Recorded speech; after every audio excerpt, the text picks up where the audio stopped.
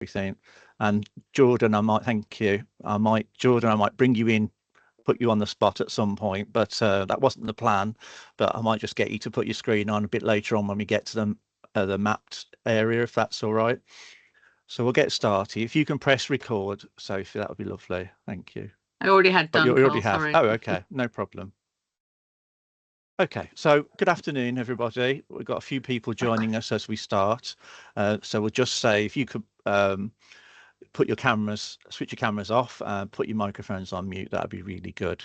So kind of set up today really for two reasons. One is because our safeguarding network meetings kind of fall at the end of January, and then the ones in February kind of fall awkwardly with half term. So I'm really aware that we couldn't really do a great deal in February to do with safeguarding network. So what I thought we'd do, we'd have a bit of a catch-up session on the Pathfinder, Families First, Pathfinder, and use it as I'm not going to present that many slides compared to normal, then use it as an opportunity to sort of fill you in on what I know, what we know as a group. There'll be a few colleagues on here as well. And then, I'll obviously know probably most of your questions already, but you might have an opportunity then to sort of leave me any other questions. And then I can tell you about the questions we've got as well that we're still, we're looking to get answers to as well. So I'll share the screen. I've got the screen going, so I'll share the slides and we'll do questions at the end. There'll be plenty of time, I'm sure, for questions at the end. So the idea of today was hopefully most people have been to the roadshow sessions. This is an opportunity for those people that couldn't go for whatever reason to have a bit of a catch up. It's not exactly the same because they were half-day sessions, so I can't do that in an hour. But it's a bit of a catch-up and a what I'd call a mop-up session, really, of people that missed out and wanted to find out. Some of this stuff you will have seen, and it'll be really. Oh, sorry, I've already seen that, Carl. But that's fine. Just bear in mind there might be some people who haven't seen any of it for whatever reason. So cover the Families First Pathfinder for Children. I'm not going to go into all of the background because I'm sure you know all about that. Just a reminder that there's a load of terminology and acronyms that are going to start being used, and I'm really mindful that people are going to take a bit of a while to get used to those. The Dictionary of Care, I think we sent it out with our last newsletter, but if not, we'll send it out with this.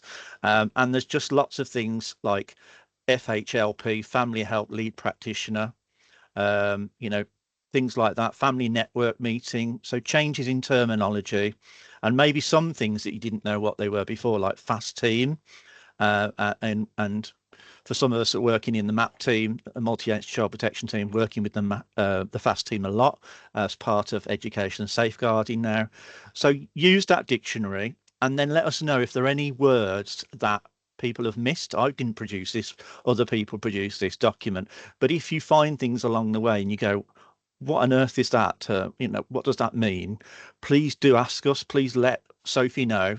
Sorry, Sophie. Let Sophie know. Send her an email. Say, what does this mean, please? Or send it to me.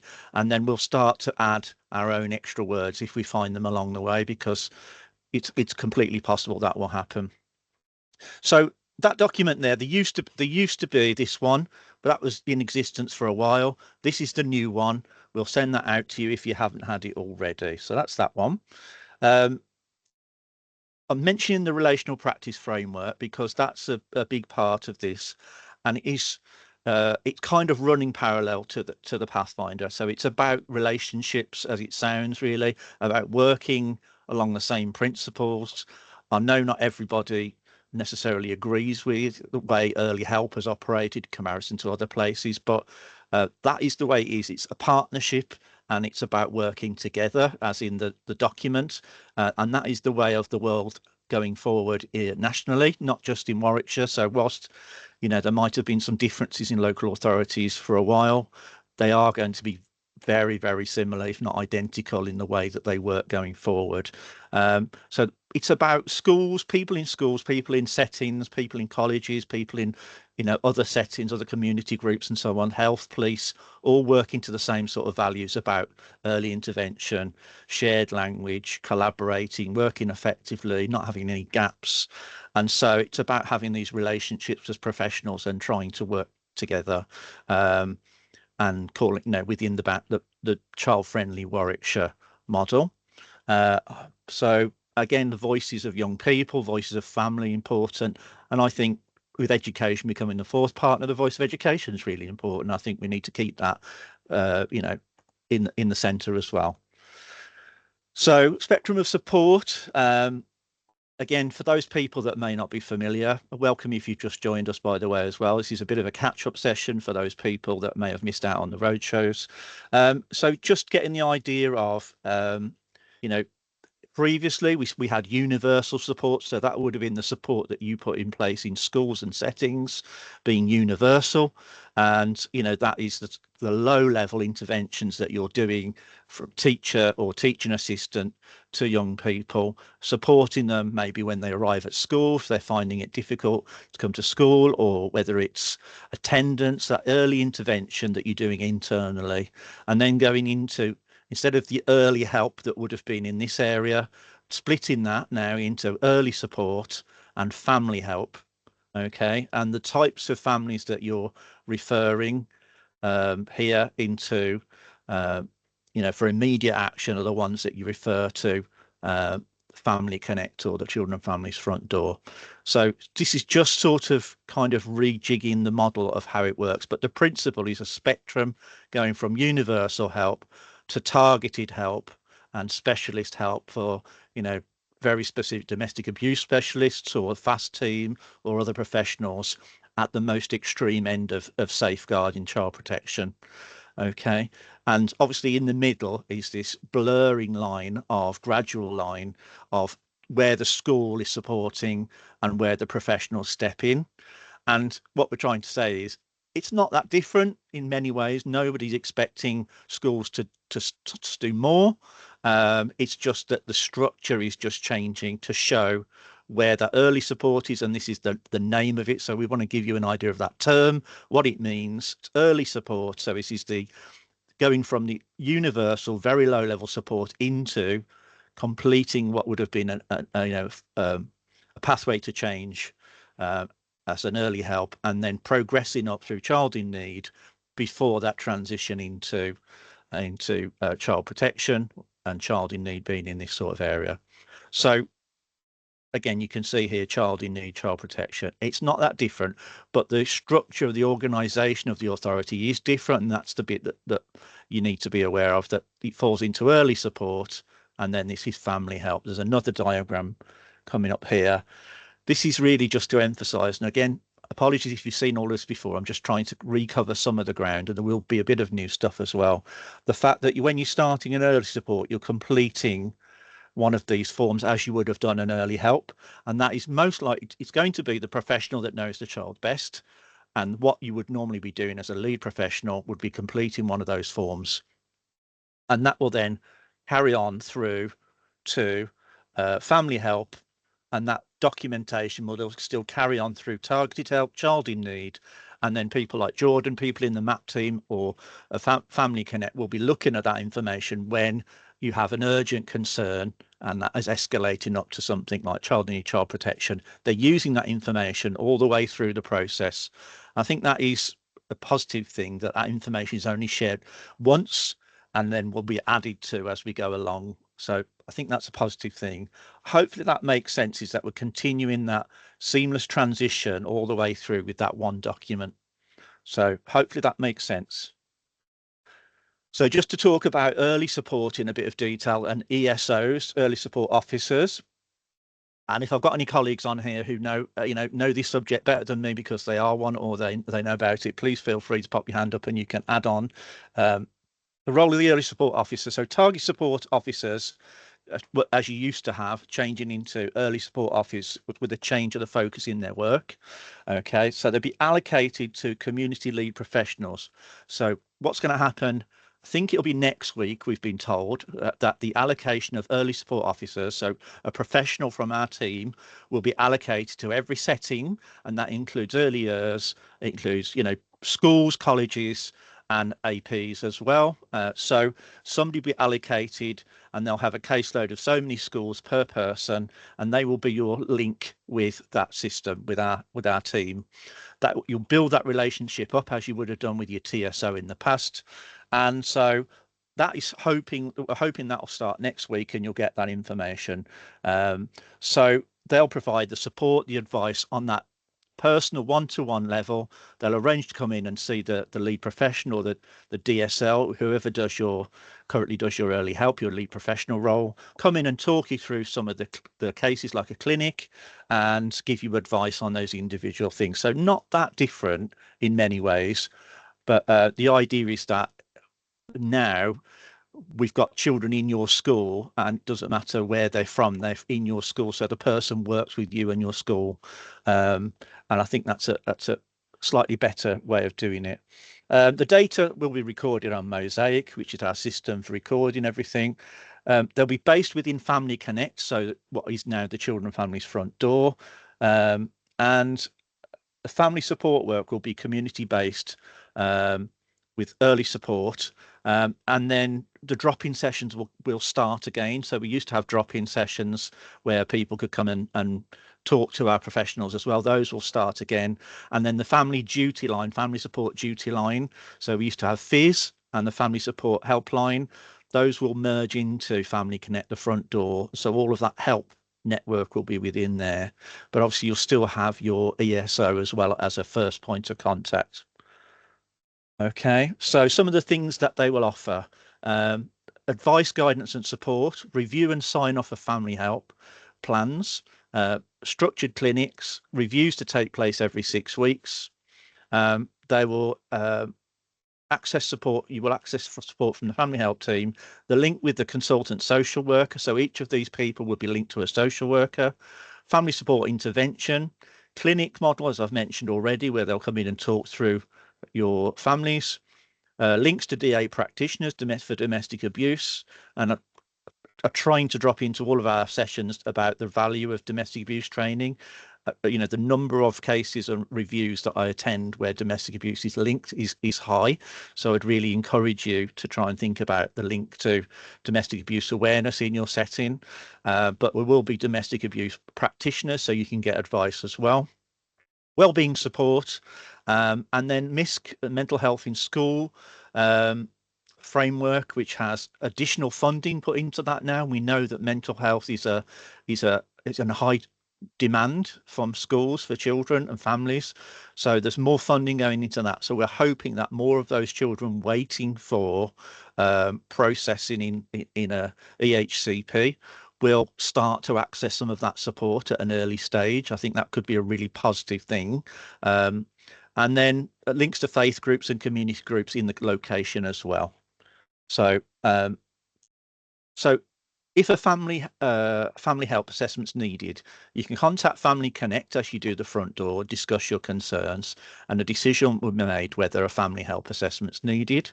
You can contact your early support officer, as I mentioned before, and you can discuss those needs about the family to share any escalating concerns. So that's an existing family. So if you've already got a family open to you, then you can talk to your ESO about that as well. So rather than contacting the front door, Family Connect, you talk to your ESO about an existing family. Sorry. Discussion about who's best placed to lead to complete the family help assessment. I know what you're thinking. It'll be the school is what you're thinking, I'm sure. That isn't meant to be the case. I've said this before. I'm sorry if I'm repeating myself. It isn't always meant to be an assumption that the school will lead it. Whether that materializes, we will have to wait and see it. And I'm sure some of you will give me feedback and say, there's no change here, Carl. It's just the school leading it as always. What we're hoping to see is a more of a spread of professionals leading it, including health and maybe police and other people that will diversify and will share the workload. That's what the aim is. But it's the best people, and to be fair, usually the schools are the people that know the child and the family the best, rather than the local police officer or somebody from the hospital. That's the reality of it. But there may be, in early years, there may be workers that can support from health We don't know yet, so that's the intention, and we do have a high engagement from health and police at this stage in the process. So let's wait and see how that goes. Your early help support officer will support through the assessment process, and also if there's an escalation during a family help process that needs to escalate to Family Connect and have that review of what's going on. So another bit about what the family support workers will do: provide community-based information, advice and light touch support rather than being allocated. And then there'll be a focus on support for young parents, children under 5, children with SEND, and community support in family centres, focused on maternity services. So linking with the health visitors and where we've got children and family centres. Okay, the earliest support, it says family help, but obviously they're graduating into family help. The assessment is based on the pathway to change, and we'll look at that in a moment, completed by the lead professional. So no change there. And the assessment's a continuation. Family help is a continuation, as we saw on that diagram, of early support. Okay. The idea is to prevent families retelling their story. And again, it's completed by the practitioner. And again, it's overseen by a social worker and signed off by a social worker, which I think is slightly different to what we have now. So that's another layer that oversees the process. Now, I'm not sure if you saw the spectrum of support yet, but that was published, I think, last week.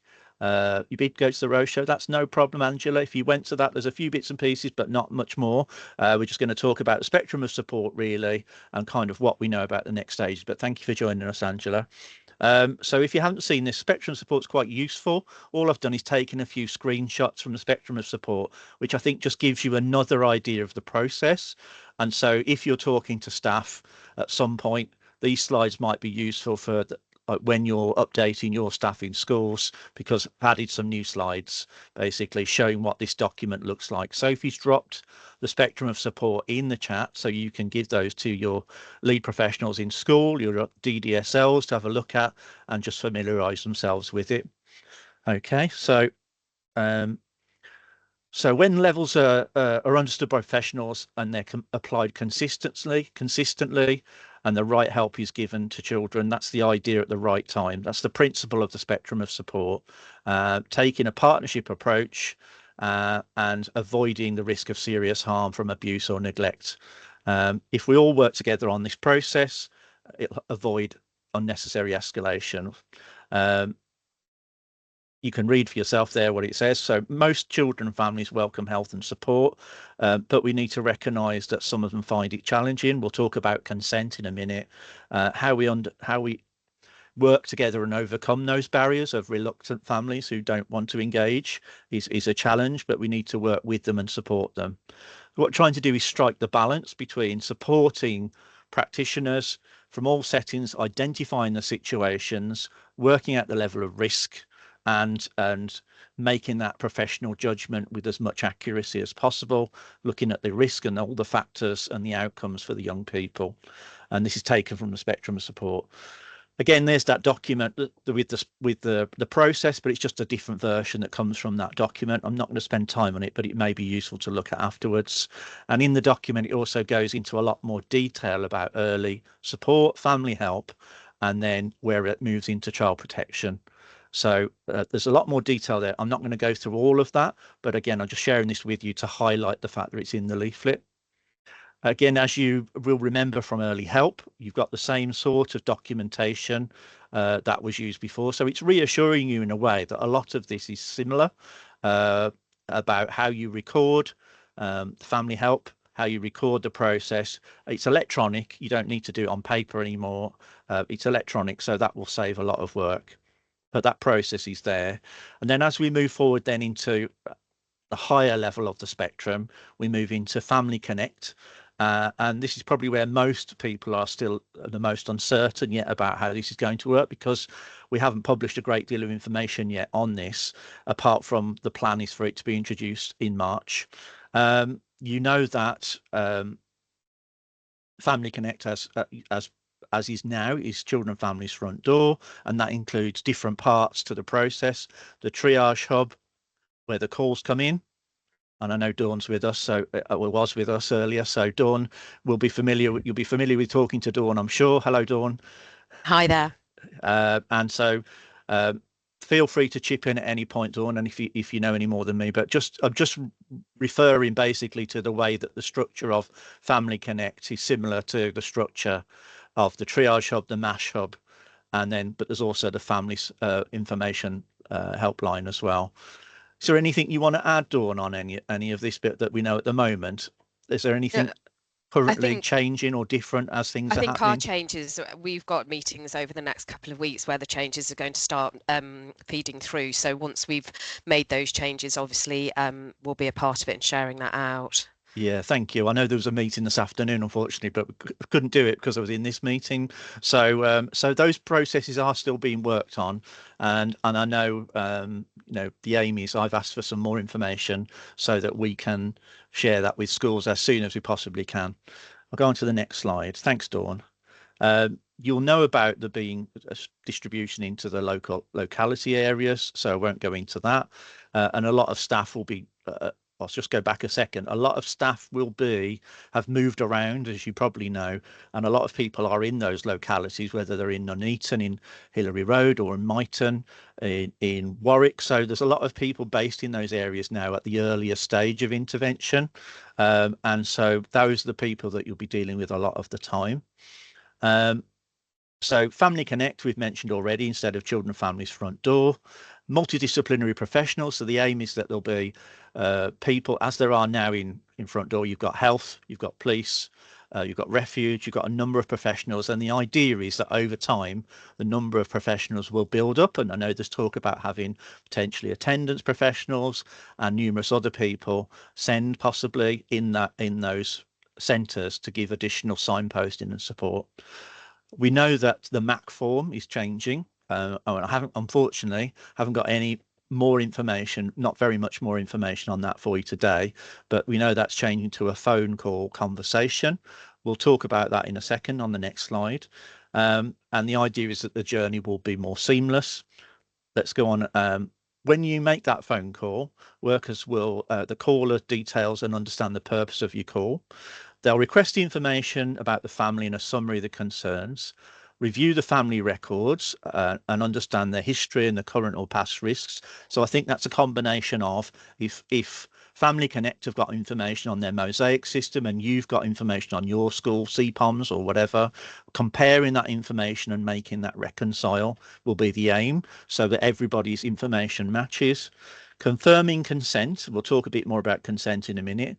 And then if you haven't got consent, establish how we can obtain that and outline any steps.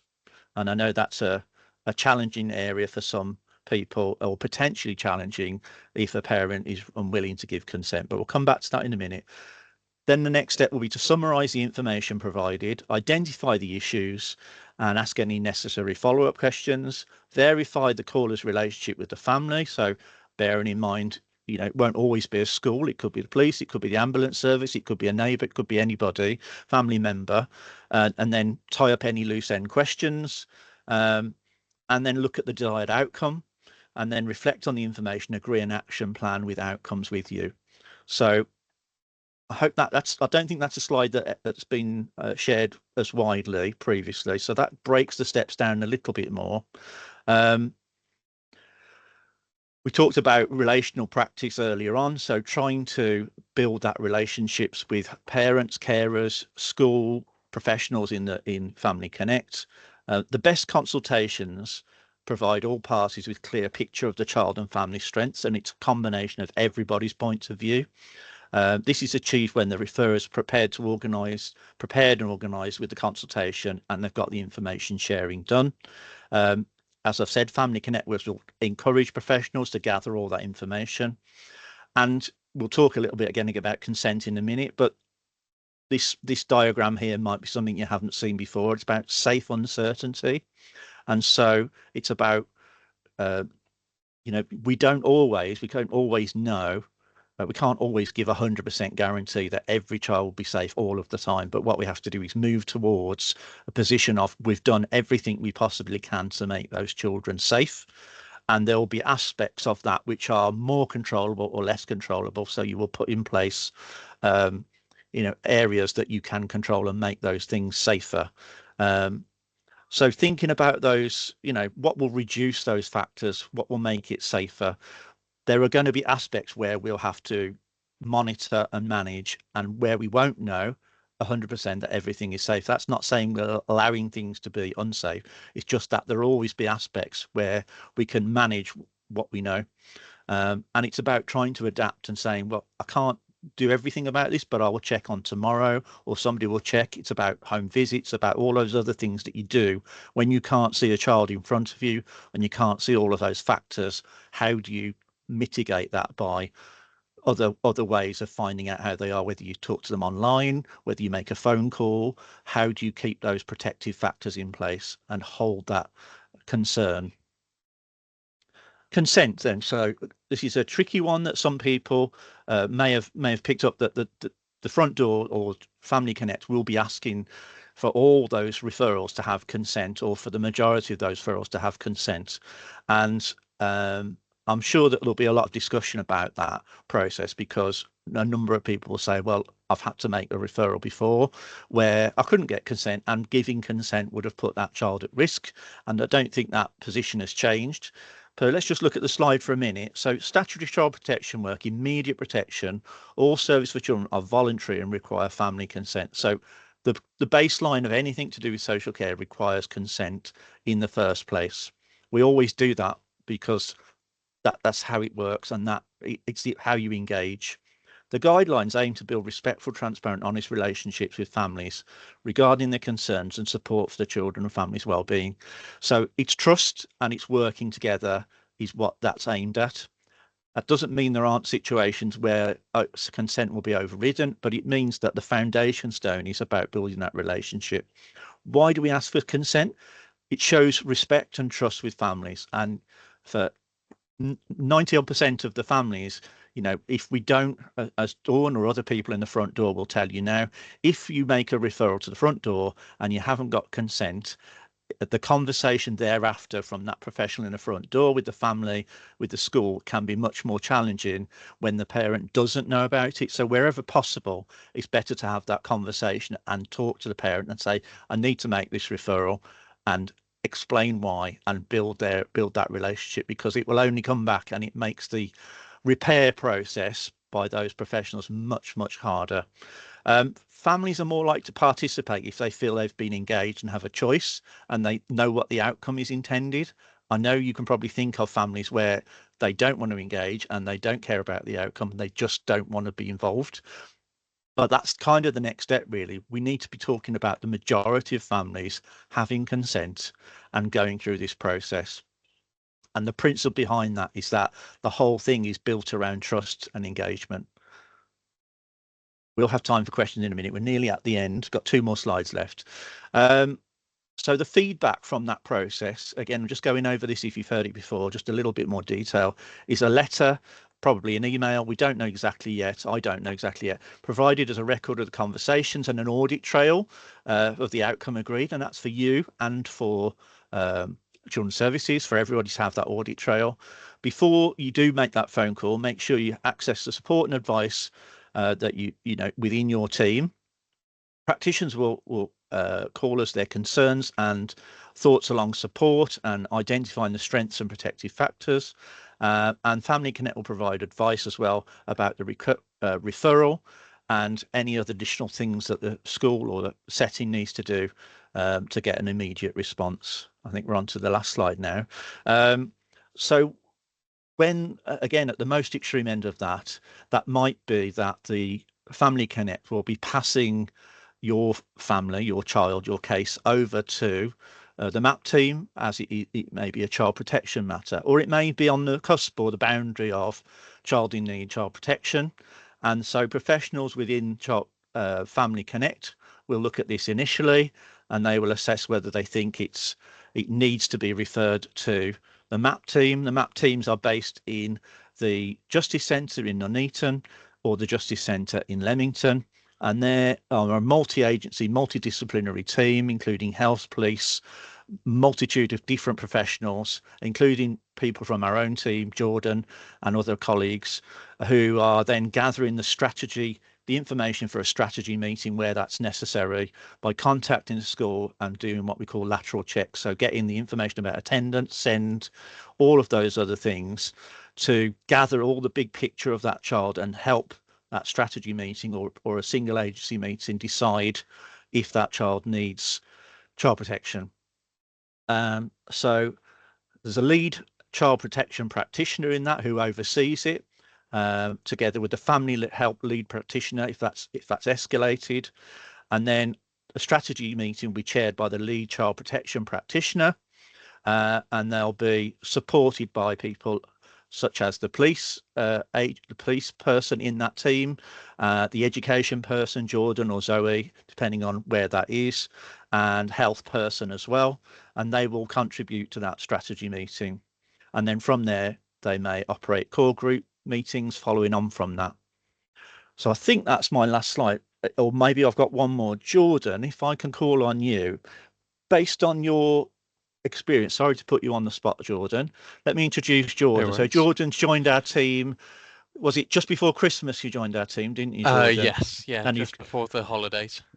Sorry to put you on the spot. Do you want to just tell people a little bit about your background, what you've done before you came into this role? Is that all right? Oh, sorry. Yeah, of course. And no worries at all, Carl. I was teaching up in Bedworth and at the Cannons, and then I've moved into children's services just about 6 months ago or so, in the initial response team doing children and family assessment. So I've had a bit of both sides really, and from school and social care's response.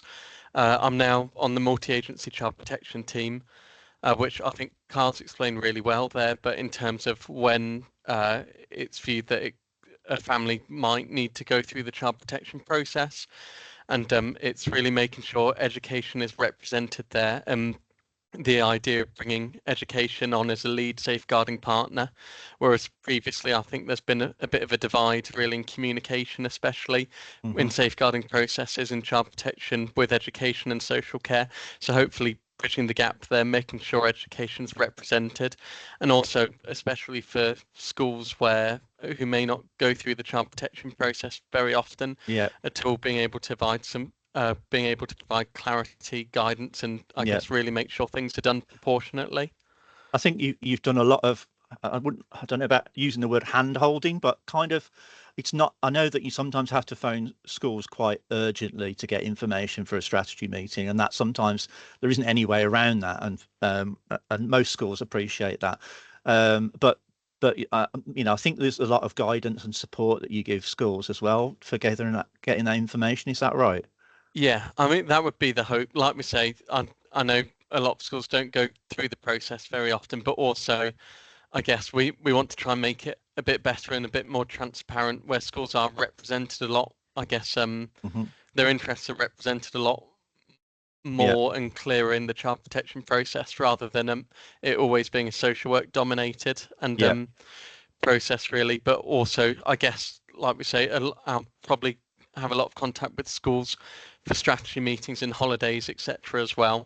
And but it's just say that there is, that support in terms of, I know I called a DSL over the Christmas holidays who was about to get on a plane, and so sometimes it will be a quick call, and then I can attend strategy meetings for DSLs if not available at all. And so I guess it's also to make sure just that really for yourselves as schools, we can make it as easy as possible to engage in the process.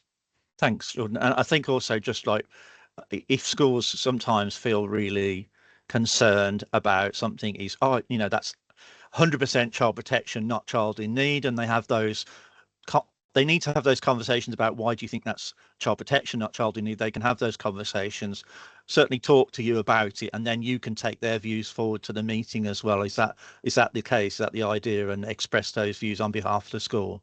Yeah, definitely. So I guess especially where school aren't always seeing eye to eye with social workers on threshold. And like we said, I don't want to call it mediation or anything, but no, but helping each other understand the other point of view. And yeah, definitely. We know sometimes schools have known families for a long time, don't we? And they've known them generations almost of families. So we're trying to get that message across as well. Yeah. Sorry to interrupt. No, not at all. That's really helpful. So at least with Jordan and Zoe, and there'll be other colleagues as well, you'd kind of have a face now that who there'll be somebody there representing education in those meetings. And Dawn, respectively, is our contact in Family Connect as well, who's there to support and guide as well and represent your points of view in that part of the process. So I'm going to bring this bit to a close in a minute and then allow people to have questions. I'm just going to put that last slide on, which was about the contacts, which is the generic slide with Families First, and encourage people to use the Families First email. We were at I'll just finish on this note. We were at a cluster meeting last week in Nuneaton, and a couple of head teachers voiced some questions, and I encourage people to send those comments in via the Family First email, and people had responses on the same day. And so those are the people that need to hear. If you've got questions and things like that, by all means, send it to the Families First email. Maybe I can ask Sophie in a minute, see if she can get that and drop it in the chat for you. And then copy me in as well. And then I know what your concerns are, what your worries are. We can support. Maybe members of the team can support, but also the people in Families First as well can also give you direct answers to some of those questions. So I hope that's been a useful summary. What I'm going to do now is ask Sophie to bring that to an end of the recording, and then we'll open up for any questions, and I'll do my best to answer them. I imagine there'll be some that I can't answer, but I'll do my best. So thanks very much for attending, and I'll see you on the other side of the